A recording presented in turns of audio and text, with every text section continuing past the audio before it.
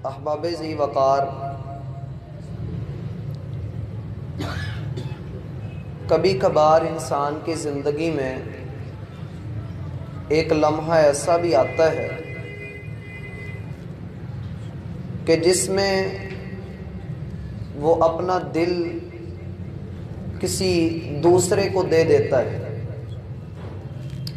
وہ خواہ اپنے بھائی کے ساتھ محبت کرے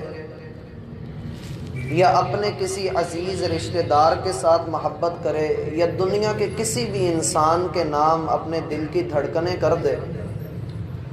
اور اس کا خیال رکھے، اس کے ساتھ الفت اور محبت کا رشتہ رکھے۔ یہ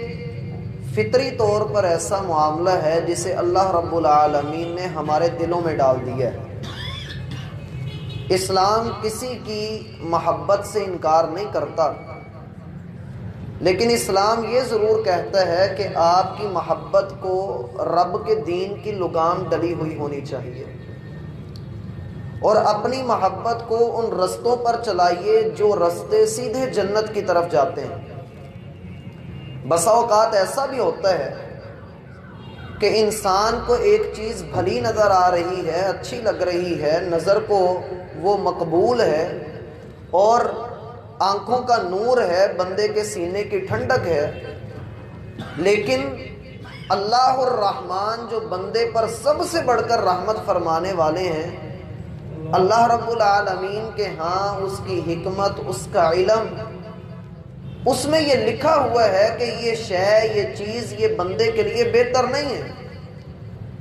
وہ اس چیز کو اپنے بندے سے لے لیتا ہے، دور کر دیتا ہے، بندہ اپنا اس سے جدا کر دیتا ہے۔ جواب میں حق یہ بنتا ہے کہ سب سے بڑھ کر رحیم و کریم رب کی رضا پر راضی رہا جائے۔ میرا بھائی، جس طرح سے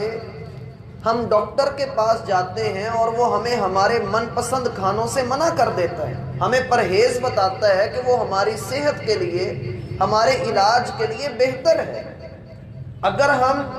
ڈاکٹر کی اس بات پر عمل نہیں کریں گے تو سیدھی سی بات ہے کہ صحت بجائے سنورنے کے بگڑتی چلی جائے گی۔ اور اللہ الرحمن جس نے ہمیشہ انسان کے فائدے کے لیے انبیاء کو بھیجا، تعلیمات بھیجی، روحانیت اللہ رب العالمین نے مرتب فرما کر قرآن کی صورت میں مجھے اور آپ کو دی، اور پھر ہم اپنی روح کو بڑے بڑے کٹ لگتے ہوئے دیکھ رہے ہوں اور پھر اللہ کی دی ہوئی خوراک کا استعمال نہ کریں، تو میرا بھائی شاید کہ ہم سے کوتاہی ہو رہی ہے اور ہمیں اپنی اصلاح کی ضرورت ہے۔ اور جب بندہ کسی دوسرے کی محبت میں مبتلا ہوتا ہے تو شریعت کہتی ہے احبب حبیبک ہونا ما عسیٰ ان یکون بغیضک یوما ما، جن سے محبتیں کرنی ہیں اتنی کیجئے، اس حد میں رہ کر کیجئے کہ کل کو اگر اس سے دور ہونا پڑے تو آپ آسانی سے ٹوٹ کر جدا ہو سکیں۔ یہ نہیں کہ اگر کسی سے محبت کی ہے تو بس اسی کے ہو کے رہ گئے ہیں، سوچوں میں، خیالوں میں، دل میں، اور ہر جگہ پر وہی آ گیا ہے، آپ اس میں اپنے رب کو بھی بھولے، دین کو بھی بھولے، شریعت کو بھی بھول گئے، آپ ایک ایک رشتے کو بھول گئے، اور آپ نے اپنے رب کو بھلا کر اپنے رب کے یاد سے اپنے آپ کو غفلت میں ڈال دیا۔ تو یاد رکھیے کچھ چیزیں آپ کے لیے نقصان دہ ہوتی ہیں۔ عسیٰ ان تکرہوا شیئا، قریب ہے کہ کوئی چیزیں تمہیں کراہت والی لگیں، تمہیں ناپسند ہو، لیکن رب نے تیرے حق میں وہ بھلی بنائی ہو۔ وعسیٰ ان تحبوا شیئا وہو شر لکم، اور کچھ چیزیں تیرے دل کو بڑی اچھی لگتی ہیں لیکن وہ تیرے لیے بہت بڑا شر ہے۔ تیرا رب اگر تجھے ایسی چیزوں سے دور کر رہا ہے تو بجائے وویلا کرنے کے اس کا شکر ادا کر۔ اور پھر اس پر ایک نقطہ یہ بھی ہے کہ اللہ الرحمن نے مجھے آزمانے کے لیے میری محبوب چیز مجھ سے دور کر دی۔ ایک یہ ہے کہ ایک چیز مجھے اچھی لگتی ہے لیکن وہ میرے حق میں بھلی نہیں، اللہ اپنی رحمت کرتے ہوئے اسے مجھ سے دور لے گیا، یہ ایک الگ معاملہ ہے۔ ایک معاملہ اس میں یہ ہے چیز بھی بڑی خیر والی ہے، مجھے اس کا فائدہ بھی ہو رہا ہے، دینی اعتبار سے بھی، دنیاوی اعتبار سے بھی، اور میری اس سے محبت بھی کمال کی ہے، لیکن ہوا یہ ہے کہ کہ میرے رب نے آزمانے کے لیے اسے مجھ سے دور کر دیا ہے۔ اور اکثر ایسا ہوتا ہے، بندے کو جو چیز پسند آتی ہے وہ ضائع ہو جاتی ہے، اور یہ بندہ مومن کے ساتھ ایسا معاملہ کیا جاتا ہے، اس کو جس چیز سے محبت ہوتی ہے وہ اس سے لے لی جاتی ہے۔ رسول اللہ صلی اللہ علیہ وسلم کو اپنے بیٹے سے بڑی محبت،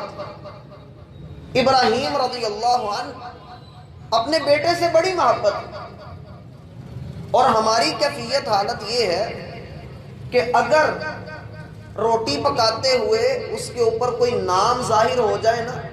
تو ہم کہتے ہیں کہ یار دیکھو کسی کرنی والے کا نام ظاہر ہوا ہے، ایون کہ اپنا نام ہی ظاہر ہو جائے تو ہم کہتے ہیں دیکھو میرے اندر بھی کچھ دم خم ہے۔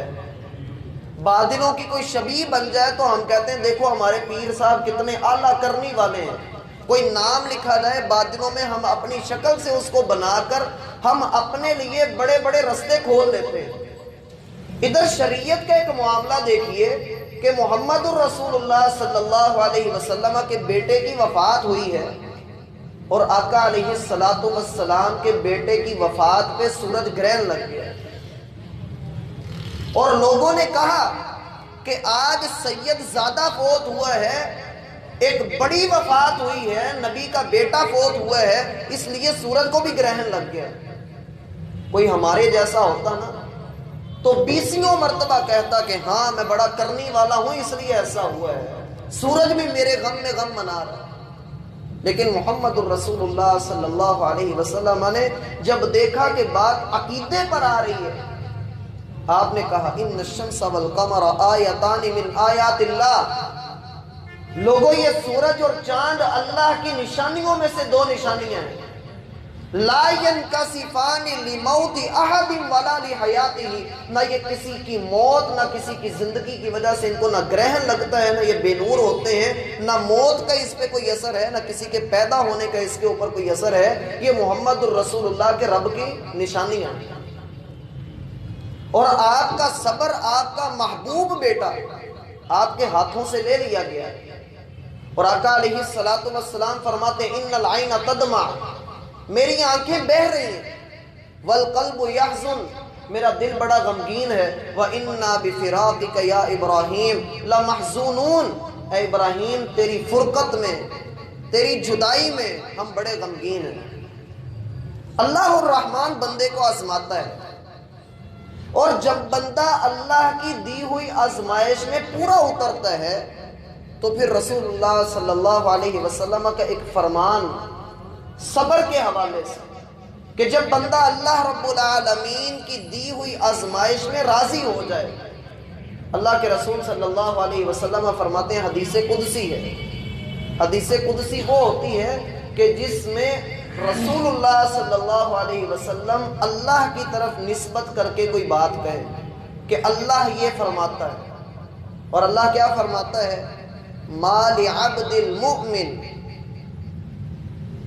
میرے مومن بندے کے لیے جب میں اس کی کوئی مطلوب چیز، اس کی محبوب چیز، اللہ فرماتے ہیں قبض کر لوں، اس سے واپس لے لوں، اذا قبضت صفیہ، یہ صحیح بخاری اور صحیح مسلم کی روایت ہے کہ جب میں اس کی محبوب ترین چیز اس سے واپس لے لوں۔ ان کو ذرا روکیں، ان کو ذرا بٹھائیں ادھر اپنے پاس۔ اذا قبضت صفیہ، جب میں اس کی محبوب ترین چیز واپس لے لیتا ہوں جو اس نے چنی ہوئی ہوتی ہے، وہ اس کا کوئی رشتہ ہو، وہ اس کی کوئی استعمال کی چیز ہو، وہ اس کے جان مال، گھر، کھیتی باڑی، تجارت، کوئی اس کی محبوب چیز ہو، اللہ فرماتا ہے کہ جب میں اس کو لے لیتا ہوں اور میرا بندہ اس کے اوپر صبر کرتا ہے، اس کے لیے سوائے جنت کے اور کوئی بدلہ میں نے نہیں رکھا، میں نے اس کو سیدھا ہی جنت کے اندر داخل کرنا ہے۔ اور میرا بھائی مصیبتوں کے آنے کے اوپر صبر کرنا، میں نے پچھلی ملاقات میں بھی ذکر کیا تھا، جو رب کی رضا میں راضی ہو جاتا ہے اللہ اس سے راضی ہو جاتا ہے۔ ایک چھوٹی سی بات آپ کو بتا کر ہم بات کو مکمل کرتے ہیں۔ پہلے وقتوں میں ایک بادشاہ بڑا نیک تھا، اس کو خواب آیا کہ ایک آدمی نے شہر کے دوسرے کنارے پر قبرستان میں ایک مردے کے ساتھ منہ کالا کیا، اس کو گرفتار کرو